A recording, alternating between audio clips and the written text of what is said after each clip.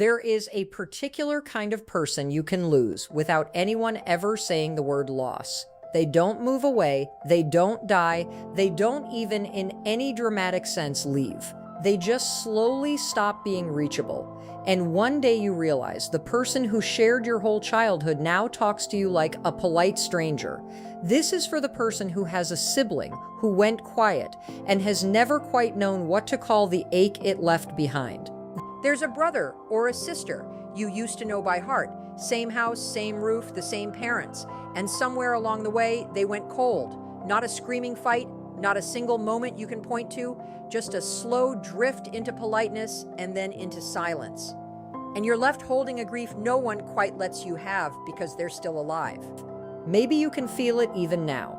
The text you typed and then deleted because you couldn't find a version that wouldn't sound like you were asking for something. The holidays where you sit in the same room and pass the same dishes and feel an entire ocean between you that nobody at the table will name. The strange, specific loneliness of missing someone who is technically still in your life.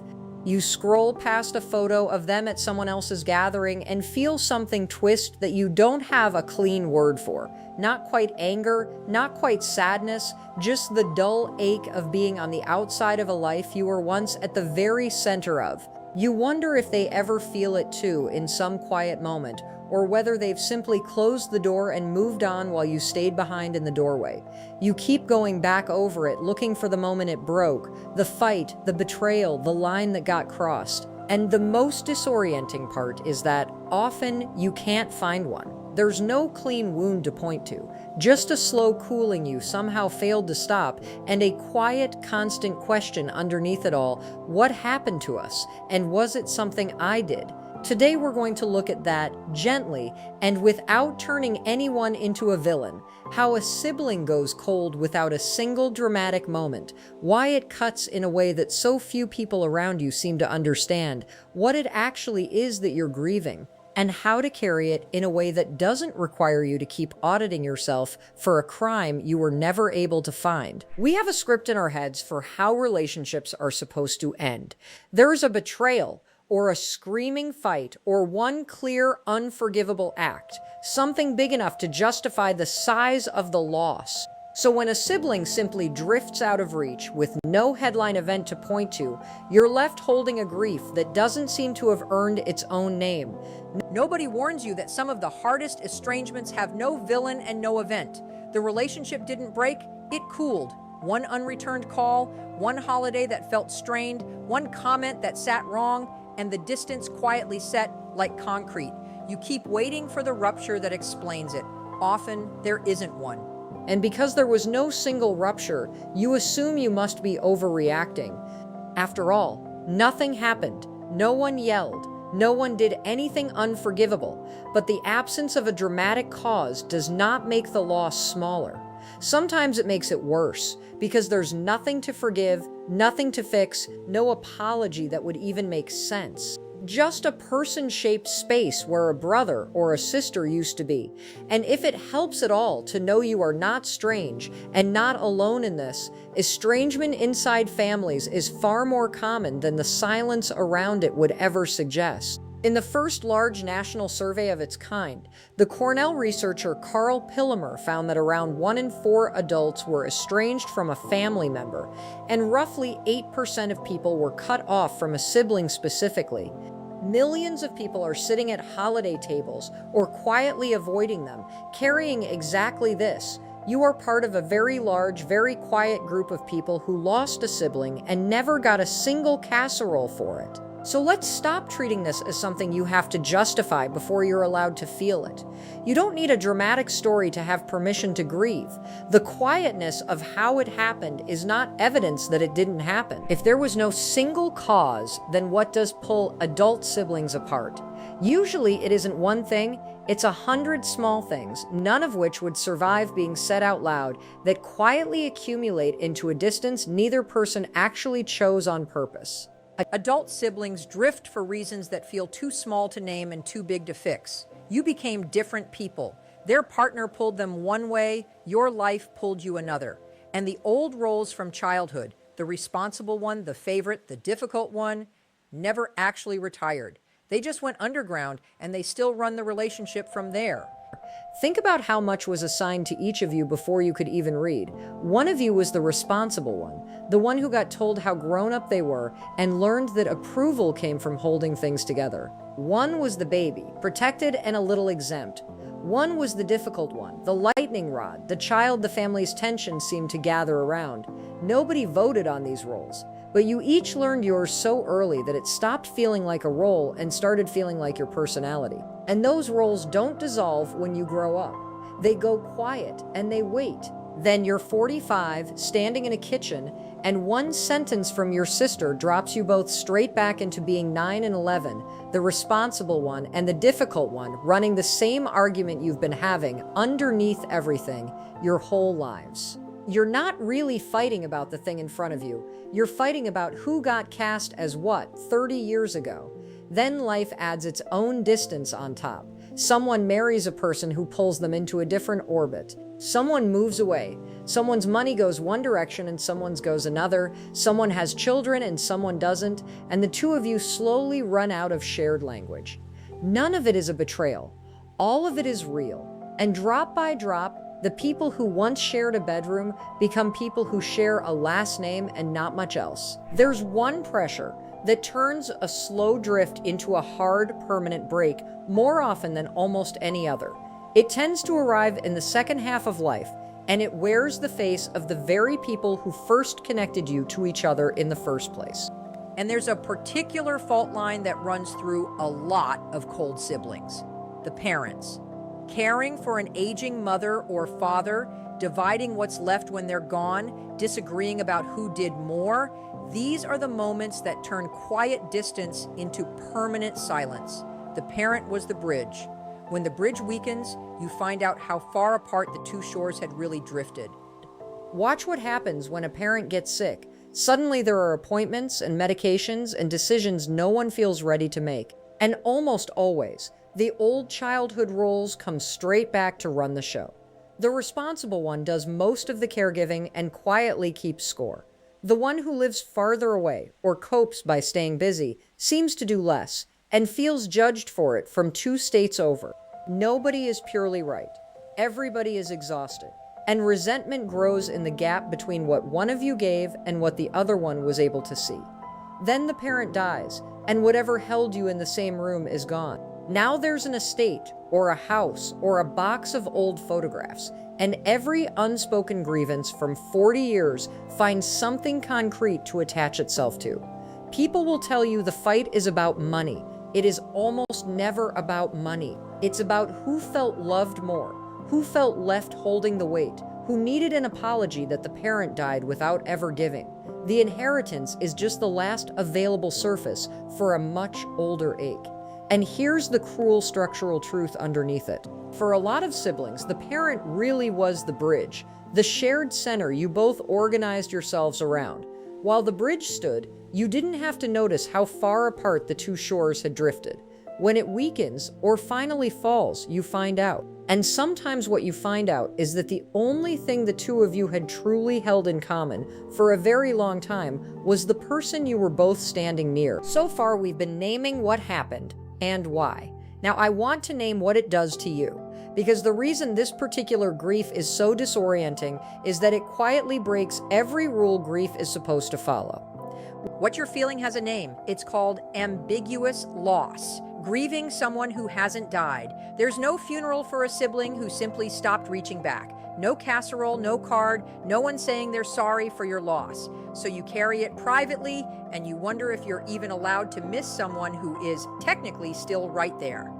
The term comes from a psychologist named Pauline Boss, who spent her whole career studying exactly this kind of loss, the kind with no closure, no body, no ceremony, no clear ending. What she found is that the hardest losses to carry are often not the final ones. They're the unfinished ones. The person is absent and present at the very same time, gone from your life, but still alive in the world, still aging, still posting, still showing up in other people's photographs. There's no moment where the grief is allowed to begin, and so there's never a moment where it's allowed to end. That's why this sits so heavily and so privately. When someone dies, the world organizes itself around your grief. People come, they bring food, they say that they're sorry, they understand that you'll be tender for a while. But when a sibling simply goes cold, there is no ritual, no permission, no casserole. People don't even know to ask. So you grieve a living person in complete silence, and on top of the grief, you carry a second, quieter burden, the suspicion that you don't even have the right to feel this. Let me say this part as clearly as I can because no one else may ever say it to you. You are allowed to grieve this. You don't need a death to have lost something real. You don't need everyone's permission to miss someone who is technically still reachable. The relationship was real, the loss is real, and the grief you've been carrying alone in the dark is not too much. It is exactly the right size for what you lost. Now we come to the part that is hardest to hear, and the part that strangely sets you free. Because most of the suffering of a cold sibling doesn't actually come from the distance itself. It comes from the years you can spend believing the distance is a problem you're supposed to be able to solve. You may not be able to fix this. That's the hardest sentence I'll say to you. And I won't pretend otherwise. You can reach out, and sometimes that reopens a door. But you cannot warm a person who has decided to stay cold. And their distance is not always a verdict on your worth. Sometimes it's just the shape their own pain took. If you're the responsible one, and if you've carried this all the way to here, you very likely are, this is the sentence your whole nervous system will fight. You've spent a lifetime being the one who fixes things, who smooths things, who finds the words that put the family back together. So a relationship you cannot repair, no matter how reasonable you are, feels less like a fact and more like a personal failure you simply haven't worked hard enough at yet. But some doors only open from the other side. You can knock, you can leave it unlocked. You can make it unmistakably clear that you are reachable. What you cannot do is reach through the door and turn the handle for them, because warmth you force out of another person isn't warmth at all. It's just more of you doing all the work in a relationship that was already costing you far too much of exactly that. And here is the part to hold on to. Their coldness is not a measurement of your worth. People go distant for reasons that often have almost nothing to do with you. Their own unhealed history, their own marriage, their own buried pain, their own private story about the family that you may never get to hear. You can spend a decade reading their silence as a verdict on you. It usually isn't. Most of the time, it's just the shape someone else's pain happened to take, and you were simply standing nearby when it set. So what do you actually do with a loss you can't fix? You stop trying to fix it, and you start learning to carry it well. That isn't surrender. It's the difference between standing out in the cold, pounding on a locked door for years, and leaving the porch light on while you go back inside and live your life. The first thing is to decide what you can offer without losing yourself, and then offer exactly that and no more. For some people, that's one honest, no-strings message. I miss you, the door is open, no pressure, no scorekeeping. You send it not as a strategy to get a particular response, but so that you never have to wonder whether you left something unsaid. You reach once cleanly for your own peace, and then you let go of the outcome because the outcome was never yours to control in the first place. The second thing is to stop performing the autopsy. You know the loop. Lying awake, replaying every interaction, hunting for the exact sentence where it all went wrong so you can finally assign the blame, usually to yourself. That loop feels like working toward an answer. It isn't, it's just self-punishment wearing the costume of responsibility. At some point, the kindest and most honest thing you can do is set the case file down, unsolved, and let it stay unsolved. The third thing is to let other people back in. One of the quiet tragedies of this kind of grief is how isolating it is, and how easily the lonely person decides that since they couldn't even keep their own sibling close, they must be the problem and starts pulling back from everyone. Don't let the cold one teach you to go cold. The love you would have given that relationship is not wasted. It can go to the friends who do reach back, the chosen family who do show up, the people who are standing right in front of you with their hands already open. And the fourth thing is to grieve on purpose instead of by ambush. Let yourself actually feel the loss in doses you choose, rather than getting blindsided by it every holiday and every birthday. Name it, say it out loud, even if it's only to yourself. I lost my brother, and he is still alive. And that is one of the strangest and heaviest things a person can be asked to carry. Grief that gets named in the daylight slowly loosens its grip.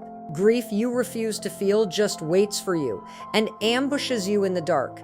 You don't have to do all four of these at once, and you don't have to do them perfectly. Pick the one that loosens something in your chest just reading it, and start there. This is not a project to complete. It's a weight to learn to set down a little more gently each time you notice you've picked it back up. Now, most advice about estrangement quietly assumes a clean break, that the cold sibling is simply gone and the only question left is how you feel about it. But a sibling who went cold, rather than cutting you off completely, leaves you somewhere stranger and harder. Still in contact, just barely. Still invited to the same weddings and funerals and Thanksgivings. Still expected to sit across a table and pass the potatoes to someone who treats you like a colleague they don't much like. So let's talk about how to actually survive those rooms. First, lower the bar on purpose. Walking into the shared table, you are not trying to fix the relationship, win them back, or have the big healing conversation over the gravy. You are trying to get through a few hours with your dignity intact and your heart not in pieces on the drive home. That is the whole goal. Civil and warm is a complete success. You do not have to perform a closeness you don't feel, and you do not have to manufacture a fight to prove the distance is real. Second, stop scanning them for clues. The responsible one walks into these rooms like a detective, reading every glance, every short answer, every who they chose to sit next to, hunting for evidence of where they stand. It is exhausting, and it tells you almost nothing true.